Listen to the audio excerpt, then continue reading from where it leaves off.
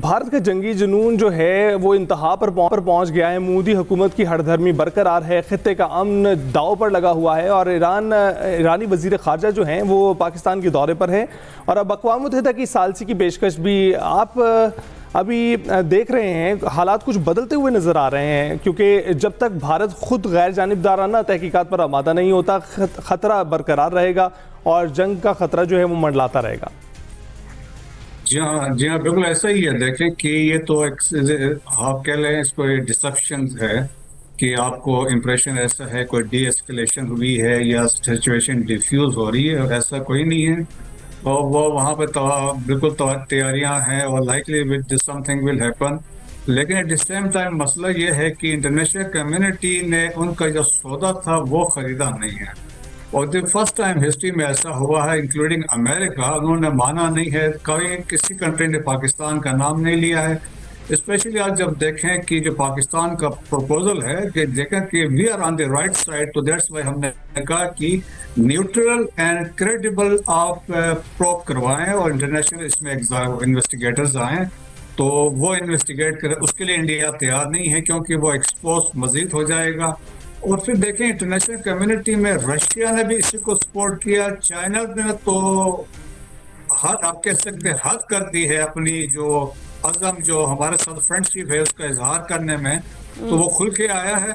और देखें रशिया ने जो कल 2-3 स्टेप्स उन्होंने लिए हैं तो वो इंडिया में बहुत हलचल मची भी है कि रशिया ने उनके फॉरेन मिनिस्टर सर्गेई लावरोव ने हमारे फॉरेन मिनिस्टर से भी बात की, जयशंकर से भी बात की और उन्होंने इस बात का कहा कि पाकिस्तान का प्रपोजल है क्रेडिबल न्यूट्रल इन्वेस्टिगेशन, उन्होंने कहा ये बिल्कुल सही बात है। Second he said Shimla and Lahore accord, उसमें फिर कश्मीर का जिक्र आता है। तो इंडिया में इस वजह से खुश नहीं है कि इंडिया इलेक्शन ने सपोर्ट नहीं किया। फिर सिमिलरली देखें अमेरिकन भी उन्होंने उनको सपोर्ट नहीं किया। अभी यूएन जनरल सेक्रेटरी है, यूरोपियन यूनियन है, OIC है, G60 कंट्रीज है, इंपॉर्टेंट कंट्रीज है दुनिया भर में, वो पाकिस्तान को सपोर्ट कर रहे हैं। सिमिलरली इलेक्ट्रॉनिक और प्रिंट मीडिया भी यही लिख रहा है, सबूत ले आओ। जॉन बोल्टन एक फॉर्मर नेशनल सिक्योरिटी एडवाइजर, उन्होंने जो हॉकिश माने जाते थे उन्होंने भी इंडिया से कहा भाई सबूत लाओ। इकोनॉमिस्ट ने एक एडिटोरियल लिखा कि भाई आप सबूत लेके आए। तो इंडिया के पास नहीं, अब उनका अपने अंदर से लोग कह रहे हैं कि it was a false flag, it was a failed false flag operation. और उसमें जो आप देखें वो डॉक्यूमेंट जो लीक हुआ 9 पेजेस डॉक्यूमेंट जिसमें पूरा एक स्ट्रेटजी एंड आइडिया कंसीव किया गया था, उसको बेस करके director general defence intelligence general DS Rana साहब को उन्होंने फारिग करके वहां से रिमूव कर दिया। So that was the thing कि जिससे वो एक्सपोज हो रहे हैं।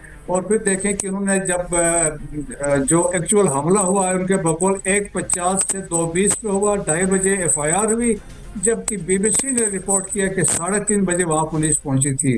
तो वो भी वहां से पता चलता है जिस तरीके से ताने बाने हैं।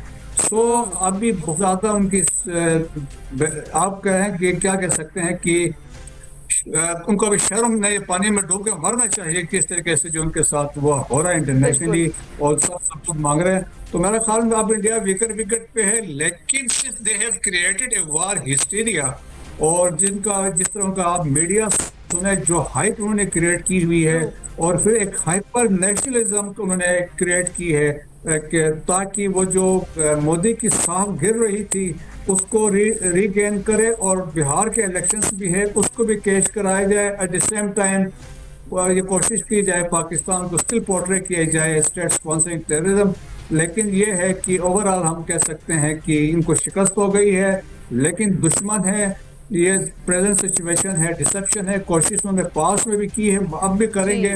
लेकिन अब जो लेटेस्ट खबर यही है कि उन्होंने कहा है कि कवर्ड ऑपरेशंस पे जाएंगे, जिस पे उन्होंने कहा कि फितना और खारिज जो उनके यहाँ पे प्रॉक्सीज हैं और ब्रास को यूज करेंगे कोयटा में, खुजदार में और गवादर में टारगेट करेंगे। उनके पिछले आर्मी चीफ जो वी के सिंह ने तो अभी रिसेंटली कहा है कि हमें कवर्ड ऑपरेशंस करने चाहिए। सो दैट्स वाई अब वो भी स्टार्ट कर रहे हैं। और जिस तरीके से अभी रिसेंटली कोई हफ्ता पहले भी किया था जब हमें ईस्ट में हम बिजी थे, तो दे थॉट कि वेस्ट से आके फितना और खारिज से कुछ दहशतगर्दी करवाएंगे, वहां पे भी हमने कतर मार के उनको शिकस्त दी। सही है। ब्रिगेडियर साहब काइंडली एक तो अपना माइक जो है से डिस्पैच कर लीजिएगा। मीनवाइल मैं आपसे ये पूछना चाह रही थी, जिस डॉक्यूमेंट का वैसे आपने जिक्र किया वो तो वाकई ऐसा लगता है कि किसी बॉलीवुड मूवी का स्क्रिप्ट है, जिसके अंदर टाइमिंग जो है वो प्रॉपर मेंशन है कि इस वक्त ये होगा, इसके बाद फिर ये होगा। लेकिन अगर हम बात करें तो पूरी दुनिया, आपने भी कहा कि प्रेशराइज कर रही है भारत को कि वो इस मामले की गैर जानिबदाराना तहकीकात कराए। खुद पाकिस्तान इसकी ऑफर कर रहा है और बहुत बार कर रहा है कि आपको इस वाक़े की, पहलगाम वाक़े की गैर जानिबदाराना तहकीकात करानी चाहिए। आपको क्या लगता है, क्या वजह है कि इंडिया प्रोपेगेंडे के ऊपर प्रोपेगेंडा रचाए जा रहा है लेकिन तहकीकात की जानिब नहीं आ रहा? क्या यही वजह है कि पाकिस्तान ने आज तक हमेशा क्योंकि इंडिया को एक्सपोज ही किया है हर मामले में, तो इस बार भी इंडिया को यही खतरा है कि वो एक्सपोज हो जाएगा? हमारे ख्याल में बड़ा एक सिंपल सा आपको मैं मिसाल देता हूँ। सतीश सिंहपुरा जो है उसमें आपने देखा होगा कि जब वो वाक़या हुआ था और उसमें प्रेसिडेंट क्लिंटन वहाँ पे विजिट करने आए थे। तो उस रात को वहाँ पे वाक़या हुआ सतीश सिंहपुरा इसी अनंतनाग इस्लामाबाद में है, इसी में जहाँ पे पहलगाम है, में 35 सिख मारे गए थे। और इसके बाद उन्होंने सारा मलबा पाकिस्तान पर डाल दिया और फिर बाद में 5 बेगुनाह कश्मीरियों को उन्होंने इस पर इल्ज़ाम लगा के उनको मार दिया था। अब बाद में ये देखें कि जो किताब आई थी Mighty and the Almighty, Madeleine Albright की किताब है, जो सेक्रेटरी ऑफ स्टेट थी उस वक्त की जब ये वाक़या हुआ, तो उसमें उनका जो प्रीफेस था वो प्रेसिडेंट क्लिंटन ने लिखा था। तो उसमें उन्होंने लिखा कि ये जो वाक़या हुआ था हिंदू मिलिटेंट्स ने इनको वहाँ पे मर्डर किया है। और इसके बाद देखिए अब रिसेंटली जनरल गिल जो है, लेफ्टिनेंट जनरल रिटायर्ड गिल जो वहाँ पे थे, तो उनका कहना ये था कि वो इन्वेस्टिगेशन की टीम के मेंबर थे, तो उन्होंने भी यही कहा कि ये जो करने वाले इंडियन मिलिट्री और रॉ वाले थे और उनका मकसद था क्लिंटन को इम्प्रेस करना। सो ये ड्रामे, ये डीप स्टेट या रॉ का एक बड़ा एक आप समझ लें कि लॉन्ग हिस्ट्री है as far as false flag operation are concern. तो सिमिलरली ये भी इन्हीं का फॉल्स फ्लैग ऑपरेशन है, क्योंकि अब तमाम चीज़ें इनके अगेंस्ट जा रही है। इंटरनेशनल एग्जामिनर्स आते हैं, इन्वेस्टिगेटर्स आते हैं, तो वो दे विल एस्टेब्लिश कि इसमें भी रॉ का हाथ था। तो that's why they will never accept कि थर्ड पार्टी आके इसमें इन्वेस्टिगेट करे, क्योंकि वो वीकर विकेट पे हैं। तो पाकिस्तान ने जिस तरीके से हमने एक एग्रेसिव डिप्लोमेसी की है, हमारे ISPR एक जिस तरीके से केस को प्रेजेंट कर रहे हैं, तो लाइकली हमारे जो चांसेस है कि जिस तरीके से अभी कल जो आपने जिक्र किया है UN सिक्योरिटी काउंसिल में वहाँ पे बातचीत हुई है।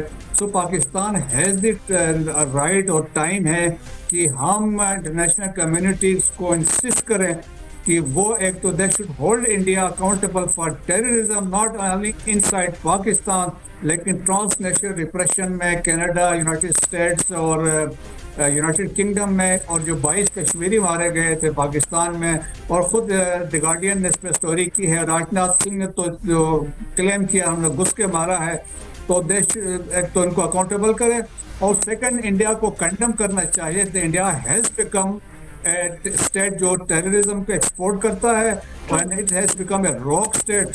राइट, तो ये बताइएगा ब्रिगेडियर साहब, आपने बिल्कुल ठीक इसको मेंशन किया है और इसकी निशानदेही हमारे एक सीनियर सहाफ़ी भी कर चुके हैं, क्योंकि the mighty and the all mighty की जो पुराने एडिशन से उसमें ये प्रीफेस शामिल किया गया था क्लिंटन का, और जो नए एडिशन से उसमें से निकाल दिया गया था। तो कहीं ना कहीं सपोर्ट इस वक्त भी भारत की नज़र आ रही है। लेकिन ये बताइएगा कि इस सपोर्ट के बावजूद ये चीज़ तो सलामती कौंसिल इजलास में पाकिस्तान ने जो भारत का जंगी जुनून है आलमी बिरादरी के सामने रखा है और बता दिया है कि भारतीय इक़दामात से खित्ते में अमन और सलामती को ख़तरात लाहक हैं। पाकिस्तान अपनी खुद मुख्तारी इलाकाई सलामती के दिफा के लिए हमा वक्त तैयार है। तो क्या आपके नज़दीक पस पर्दा अब भी कोई मुज़ाकरात की राह निकल सकती है?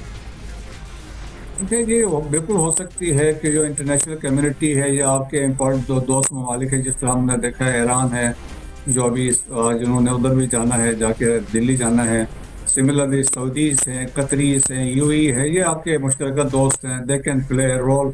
और सिमिलरली यूनाइटेड स्टेट्स का एक बड़ा इंपॉर्टेंट कलीदी किरदार हो सकता है।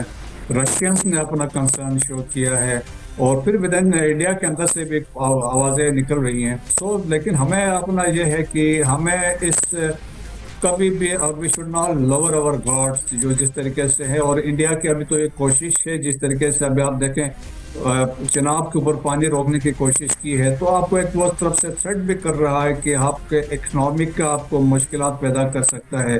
सो देयरफॉर आपने तमाम फ्रंट पे अपना आप को तैयार रखना है, डिप्लोमेसी भी करना है और एग्रेसिवली डिप्लोमेसी है। और आपके आर्म फोर्सेस है, आपकी नेवी है, एयर फोर्स है, ग्राउंड फोर्सेस, तमाम राइट फ्राम लाइन स्टैचिंग से लेके LOC पर वर्किंग बाउंड्री और इंटरनेशनल बॉर्डर है, आपके अरेबियन सी और आपकी फ़ज़ाओं में आपकी एयर फोर्स तैयारी की हालत में है। और उनको भी पता है हमारी कैपेबिलिटीज़ क्या है। अगर वो कुछ करते हैं, आज़ाद कश्मीर में करते हैं या कहीं एल्सवेयर करते हैं, उनको पता है हम क्या कर सकते हैं। दैट्स वाई रिसेंटली जो हमने एक मैसेज उनको दिया है, जो 2 मिसाइल फायर किए, एक अब्दाली था और दूसरा फतेह मिसाइल, और उस एक्सरसाइज का नाम भी एक्सरसाइज इंडस है। अगर इंडस वाटर ट्रीटी की वायलेशन होती है तो फिर ये मिसाइल उधर आ सकते हैं।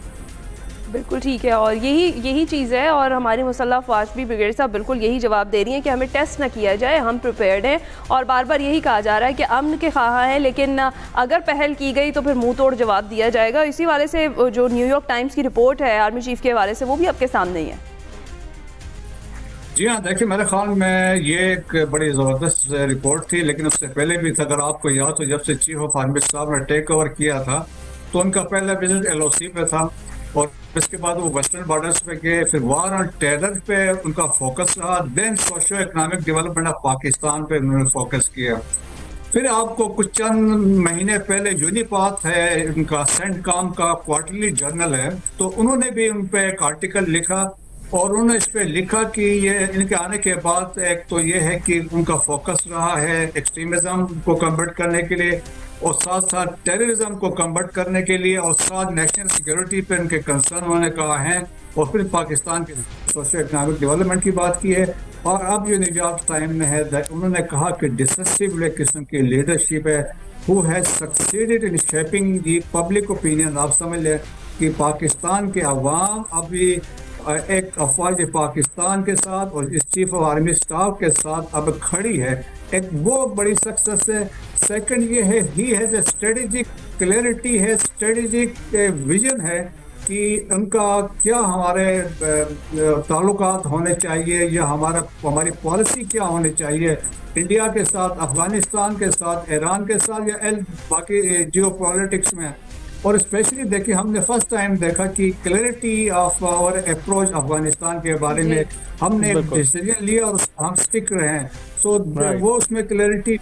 फिर he has revived the 2 nation theory. Kashmir की बात की है कि आप हमारी जगलर वैन है, तो मेरे ख्याल में वो सारे फैक्टर्स हैं विच हैज रिवाइव। और अभी इंटरनेशनल कम्युनिटी इस्लामिक उम्मा जो है वो समझती है कि present chief of army staff is the basically inspiration है as a leader for the entire उम्मा। राइट ब्रिगेडियर साहब, बहुत बहुत शुक्रिया हमसे गुफ्तगू के लिए। ब्रिगेडियर मसूद अहमद खान साहब हमसे बात कर रहे थे, ब्रिगेडियर रिटायर्ड, और उनका यही बताना था कि वी आर वेल प्रिपेयर्ड। आपको पता है कि पिछले 3 दिनों में हमने 2 मिसाइल के तजर्बात किए हैं और उनमें से एक अब्दाली है 450 किलोमीटर ज़मीन से ज़मीन पर वार करता है, जबकि दूसरा जो है वो फतह सीरीज़ का मिसाइल है। तो जनाब हमारी प्रिपरेशन तो दुनिया के सामने है। और इसके साथ साथ आप देखिए स्विट्ज़रलैंड, रूस, चाइना, अमेरिका जैसे मुल्क जो हैं वो आगे बढ़ रहे हैं। सेक्रेटरी जनरल अक़वाम मुत्तहिदा जो है आगे बढ़ रहे हैं, कह रहे हैं सालसी की दावत देते हैं, गैर जानिबदाराना जो है तहकीकात में वो ताउन की पेशकश कर रहे हैं।